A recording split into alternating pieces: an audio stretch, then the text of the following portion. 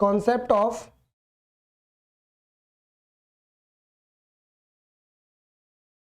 Investment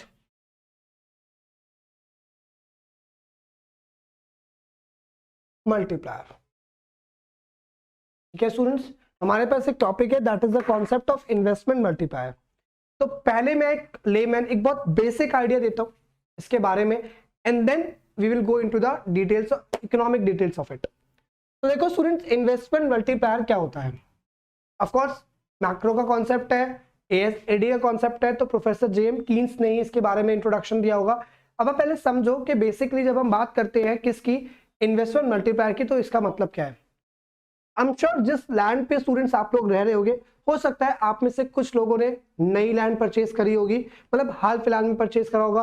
हो सकता है आप में से कुछ लोग रह रहे होंगे जिन्होंने 10-15 साल पहले परचेज किया होगा, और ऐसी भी तो पॉसिबिलिटी है कि आप में से बहुत से लोग होंगे जिनकी लैंड आपके हो सकता है कि दादाजी ने या फिर ग्रेट ग्रैंडफादर ने परचेज करी हो, आपके परदादा जी ने परचेज करी हो 40 साल पहले, 50 साल पहले। ठीक है, क्योंकि पुश्तैनी घर होते हैं हम सबके पास, तो हो सकता है कि आपके पास बहुत पुराना घर हो, और हो सकता है कि हाल फिलहाल में आपने परचेज किया हो। ठीक है, अब समझने के लिए एग्जाम्पल लो स्टूडेंट, ये क्योंकि आपको सेकेंड्स में ये चीज स्ट्राइक हो जाएगी, बहुत सेकेंड्स में। ठीक है, मैंने कहा जस्ट फॉर एग्जाम्पल, आप दिल्ली में रहते हो और आपने दिल्ली में क्या किया, एक 100 स्क्वायर यार्ड का प्लॉट लिया था। ठीक है, इन 1980। ठीक है स्टूडेंट्स, आपके दादाजी ने या परदादा जी ने 100 स्क्वायर यार्ड का प्लॉट लिया था, 1980 में लिया था। ठीक है, तो 1980 and at this time this is 2020। ठीक है, 1980 2020 मतलब 40 इयर्स बैक की हम बात कर रहे हैं। स्टूडेंट्स, अगर 100 स्क्वायर यार्ड का प्लॉट आपने 1980 में लिया होगा, अब ऑफकोर्स ये बात है, आप जानते हो कि हर एक स्टेट के अंदर अपने अपने एरियाज होते हैं, कुछ एरिया पोश होते हैं, कुछ ठीक होते हैं, मिडिल क्लास जहाँ पे रहते हैं, कुछ थोड़े से होते हैं जहाँ पे स्लम टाइप एरियाज होते हैं, जहाँ पे काफी कंपेटिवली आपको पुअर सेक्शन मिलेगा आपकी सोसाइटी का। ठीक है, मैं एक एवरेज प्राइस लेके चलूंगा, क्योंकि अब ऐसा तो नहीं कि हम यहाँ पे प्रॉपर्टी बेचने खरीदने लग जाए कि चलो उस एरिया का रेट ये होगा। एक एवरेज, अगर 100 स्क्वायर यार्ड का प्लॉट 1980 में दिल्ली में कहीं पे भी लिया गया होगा स्टूडेंट, 100 स्क्वायर यार्ड का, तो इसकी जो वैल्यू रही होगी 1980 के हिसाब से, वो मैक्स कितनी रही होगी स्टूडेंट? वो मैक्स रही होगी, मैं कहीं की भी बात में कर रहा हूं, बहुत भी ज्यादा क्या होगा, पोश होगा ना, बहुत भी ज्यादा, तो कितनी रही होगी? Max to max 5 lakh. I am not sure, मैं तो शायद ज्यादा बोल रहा हूं, 1 लाख भी हो सकता है। मैं चलो बहुत पोश एरिया साउथ दिल्ली की बात कर लेता हूं, या फिर पंजाबी बाग की बात कर लेता हूं, क्योंकि तो काफी पोश एरियाज में आते हैं, गिने जाते हैं, तो हो सकता है कि साउथ दिल्ली और उन सब में 5 लाख का होगा maximum. This is a maximum range. ठीक है, 5 लाख। ठीक है, बट स्टूडेंट अब आ जाते हैं अपने अर्थ को बहुत तेजी से रोटेट करते हैं। अब हम बात करते हैं ईयर 2020 का। सपोजिटली जो ये 5 लाख की प्रॉपर्टी, आप मान लो इसको कैसे मान लो, आप इसको ऐसे मान लो कि आपके मतलब जो दादाजी ने लिया, क्योंकि हम इन्वेस्टमेंट की बात कर रहे हैं ना, तो हम इकोनॉमिक्स के तौर पे से इन्वेस्टमेंट लेते हैं। आप अपना घर लेके मत चलो इसको, क्योंकि घर मैंने आपको बताया था हाउस होल्ड के एक रेजिडेंशियल इन्वेस्टमेंट होती है। ठीक है, तो हम इसको प्रॉपर इन्वेस्टमेंट लेके चलते हैं कि आपके दादाजी ने लिया और आपके दादाजी ने वहां पे क्या कर दिया, वहां पे बिल्डिंग बना दी थी कि भाई चलो रेंट खा लूंगा मैं। ठीक है, रेंट के पर्पस से यूटिलाइज करने के लिए, तो फिर वो तो हमारी इन्वेस्टमेंट होगी। हमने पढ़ा था कि भाई लैंड खरीदना खाली क्या होती है सर, लैंड खरीदना तो एक ट्रांसफर ऑफ ओनरशिप है, और ट्रांसफर ऑफ ओनरशिप को हम इन्वेस्टमेंट नहीं कंसिडर कर सकते। इकोनॉमिक्स के हिसाब से बात करें तो सर, इकोनॉमिक्स के हिसाब से क्या हुआ कि आपके दादाजी ने लैंड परचेज की थी, उस लैंड के ऊपर एक घर बना दिया था।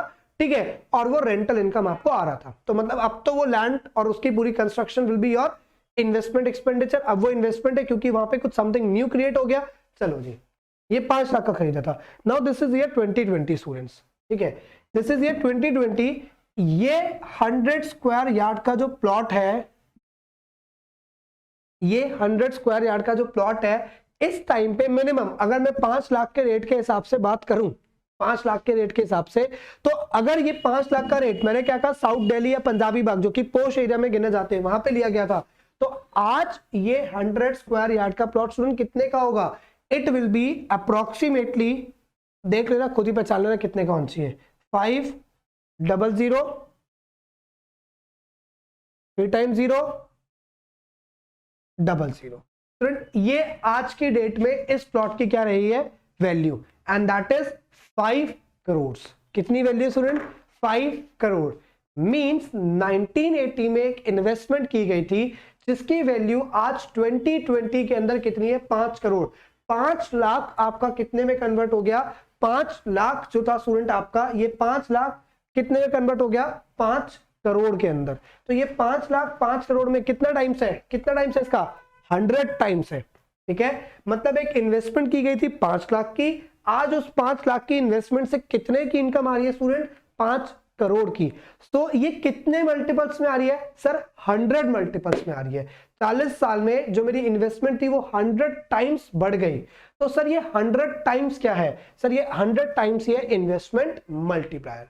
तो स्टूडेंट इन्वेस्टमेंट मल्टीप्लायर का कॉन्सेप्ट इस बात को पढ़ता है, ये इस फिनोमिना को पढ़ता है कि आपकी फाइनल इनकम जो है वो कितने टाइम्स तक चेंज होगी with a small change in your initial investment. अगर तुम अपनी इन्वेस्टमेंट में चेंज लाते हो तो तुम्हारी उस इन्वेस्टमेंट से चेंज आने से, उस इन्वेस्टमेंट में चेंज आने से डेफिनेटली तुम्हारी फाइनल इनकम चेंज होगी।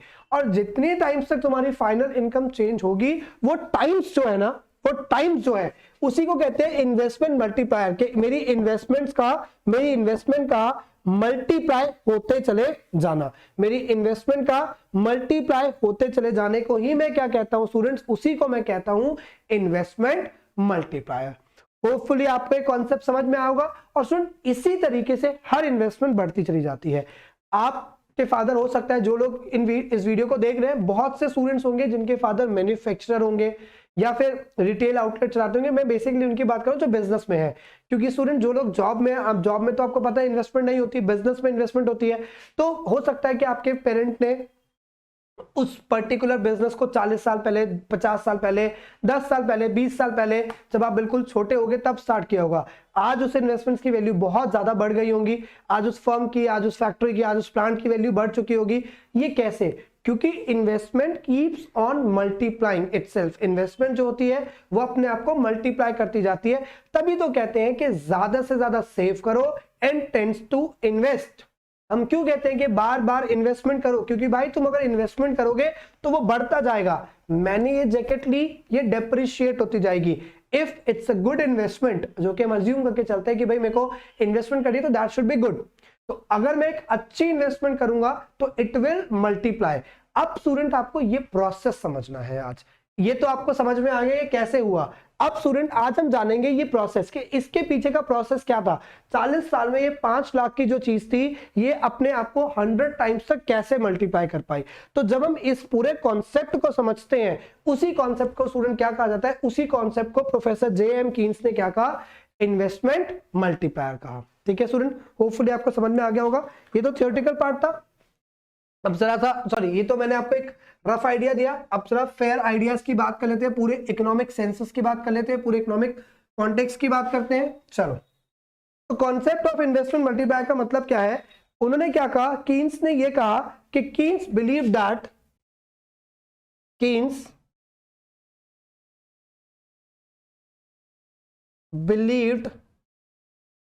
That an initial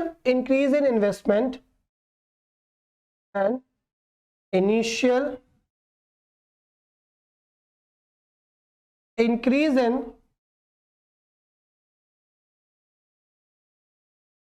investment increases the final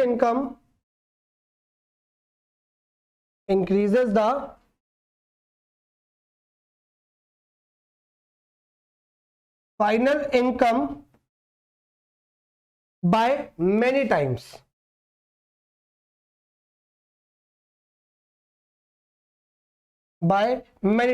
Student, why I am writing, or why Professor J.M. Keynes said that it will increase your final income by many times?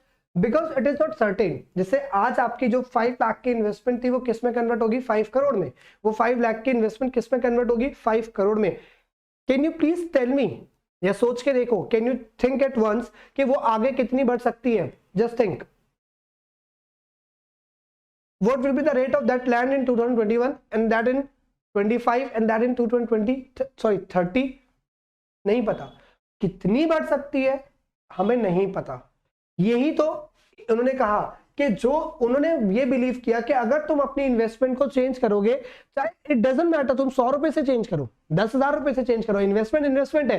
Students आज के date में आपको पता है कि बार बार आप TV पे advertisement देखते हो, म्यूचुअल फंड सही है, म्यूचुअल फंड सही है। चलो अगर मैं बोलूं कि मार्केट सारा इतना वॉलेटाइल नहीं है, मार्केट बहुत स्टेबल रेट पे भी ग्रोथ करता जा रहा है, मार्केट एक बहुत स्टेबल रेट पे भी ग्रोथ करता चला जा रहा है, and there is not so much volatility in the market, ठीक है। तो मार्केट इतना वॉलेटाइल नहीं है, मार्केट इतना चेंज नहीं हो रहा और स्टेबल रेट पे ग्रोथ कर रहा है, तो आप हर महीने के अगर सिर्फ 500 भी डालते हो ना, तो 500 भी होता है, एक हम पढ़ते हैं इकोनॉमिक्स में रूल ऑफ 7, तो अगर हम रूल ऑफ 7 के अकॉर्डिंग बात करते हैं तो एक सर्टेन रेट ऑफ इंटरेस्ट पे विच इज नियर अबाउट 7%, अगर 7% पे रेट ऑफ इंटरेस्ट पे 7 साल तक अगर आपकी चीज आप इन्वेस्ट करते चले जा रहे हो तो it will double, it will get double, वो डबल हो जाएगा। तो मतलब स्टूडेंट 7 साल में, फिर 14 साल में, आप समझ रहे हो मेरी बात कि मैं क्या कहना चाह रहा हूं कि मतलब फाइनल इनकम कितने तक बढ़ सकती है इनिशियल इन्वेस्टमेंट से मैटर नहीं करता, जरूरी नहीं है तुमने लैंड ली होगी तभी वो बढ़ेगा। इट्स अबाउट एनी इन्वेस्टमेंट, कोई भी इन्वेस्टमेंट हो सकती है, वो 5 लाख की हो जरूरी नहीं है वो 5 रुपए की भी हो सकती है। अगर किसी जमाने में 5 रुपए की वैल्यू थी तो उस टाइम पे 5 रुपए के हिसाब से जिन्होंने इन्वेस्टमेंट की होगी वो शायद 500 या 50 रुपए कमा रहे होंगे, you and we never know, ठीक है। तो Keynes believe that an initial increase in investment increases the final income by many times, उन्होंने ये कहा, ठीक है। Multiplier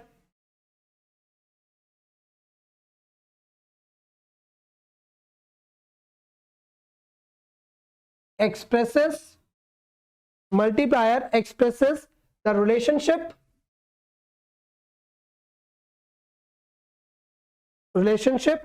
between an initial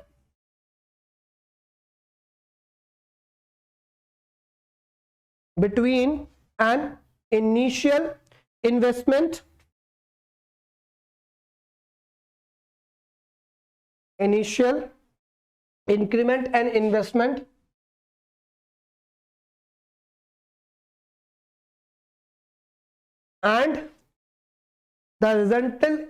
and the resulting increase in income। तो कीन्स ने क्या कहा, कीन्स ने ये कहा कि जो इन्वेस्टमेंट मल्टीप्लायर है इसका क्या काम होगा, इसका काम होगा कि अगर तुमने अपनी इनिशियल इन्वेस्टमेंट को इंक्रीमेंट किया है, थोड़ा सा भी चेंज किया है, तो उससे रिजल्ट इन इनकम चेंज होगी। तो उन दोनों के बीच का रिलेशनशिप के मतलब आपकी इन्वेस्टमेंट के चेंज होने से आपकी इनकम जो है वो कैसे चेंज होगी, क्या रिलेशनशिप है, डायरेक्ट है या फिर इनडायरेक्ट है, वो जो रिलेशनशिप स्टैब्लिश करेगा वो कौन करेगा, वो करेगा इन्वेस्टमेंट मल्टीप्लायर। स्टूडेंट इसे ना हमेशा आप इन्वेस्टमेंट मल्टीप्लायर की तरह समझना और सुनना और याद रखना।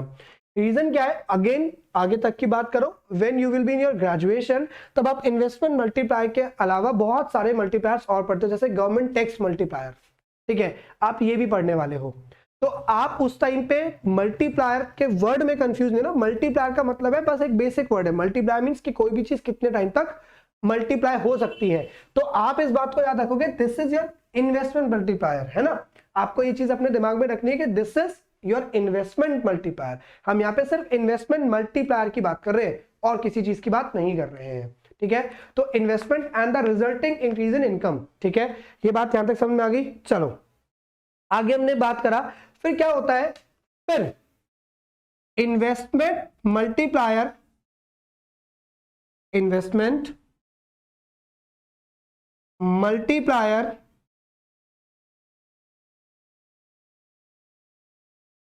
calculates the change in, ठीक है, investment multiplier calculates the change in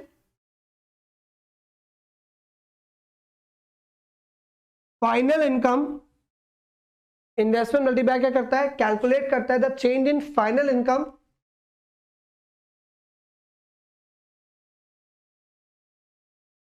with a change in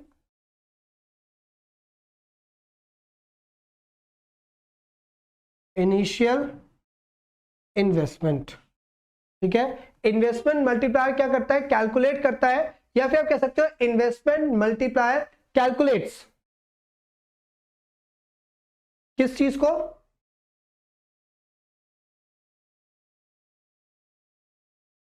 the extent of change in final income, के मतलब फाइनल इनकम कितने एक्सटेंट तक और कितने मल्टीपल्स में चेंज होती है, उसे कौन कैलकुलेट करेगा स्टूडेंट, उसे कैलकुलेट करेगा आपका इन्वेस्टमेंट मल्टीप्लायर। तो मल्टीप्लायर क्या है, मल्टीप्लायर बेसिकली क्या हो गया, multiplier is the ratio, investment multiplier it is the ratio of change in income due to change in investment. Initial investment के चेंज होने से इनकम में कितना चेंज आएगा, उसे हम क्या कहेंगे स्टूडेंट, उसे हम कहेंगे मल्टीप्लायर। ठीक है, तो अगर इसको हम सिंबॉलिकली देखें, अब स्टूडेंट आपको याद रखना है कि जो मल्टीप्लायर है, इन्वेस्टमेंट मल्टीप्लायर है, उसको सिंबॉलिकली हम किससे डिनोट करते हैं स्टूडेंट, उसको हम सिंबॉलिकली डिनोट करते हैं के से। ठीक है, मैं रिपीट कर रहा हूं, जो इन्वेस्टमेंट मल्टीप्लायर है उसको सिंबॉलिकली स्टूडेंट किससे डिनोट किया जाता है, उसको सिंबॉलिकली डिनोट किया जाता है के से। ठीक है, के, तो के क्या है, एक रेशो किसका, change in income, change in income, ठीक है, due to what, due to sir change in investment. ठीक है, मल्टीप्लायर क्या हो गया सर, मल्टीप्लायर एक रेशो हो गया किसका, मल्टीप्लायर एक रेशो हो गया कि आपकी इनकम कितनी चेंज होगी, किसकी वजह से, अगर आपकी इन्वेस्टमेंट चेंज होती है तो उसकी वजह से कितनी चेंज होगी, उसे हम क्या बोलेंगे, उसे ही स्टूडेंट्स हम इन्वेस्टमेंट मल्टीप्लायर बोलेंगे। ओके स्टूडेंट्स, यहां तक की बात समझ में आ गई, होपफुली आपको यहां तक की बात समझ में आई होगी।